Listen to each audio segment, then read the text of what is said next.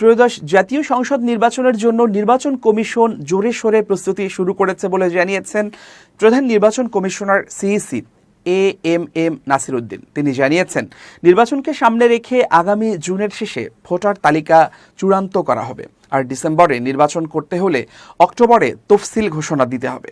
সোমবার নির্বাচন কমিশন বিটের সাংবাদিকদের সংগঠন নতুন কমিটির দায়িত্ব গ্রহণ ও বর্তমানের বিদায়ী অনুষ্ঠানে সিইসি এসব কথা বলেন।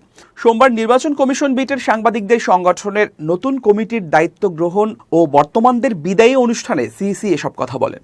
নির্বাচন কমিশন সচিবালয়ে এই অনুষ্ঠান আয়োজন করা হয়।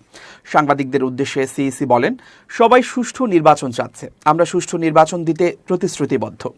ভোটার তালিকা চূড়ান্ত হবে জুনের শেষে। নির্বাচনের জন্য জোরে সোরে প্রস্তুতি নিচ্ছি, আমরা সর্বশক্তি দিয়ে চেষ্টা করে যাচ্ছি। তিনি বলেন, সংসদীয় আসনের সীমানা পুনর্নির্ধারণ আইনের সংশোধনের আবেদন করেছি, না হলে পুনর্নির্ধারণ করা সম্ভব নয়। সিইসি বলেন, নির্বাচন করার জন্য মিনিমাম সংস্কারের উদ্যোগ আমরা নিচ্ছি।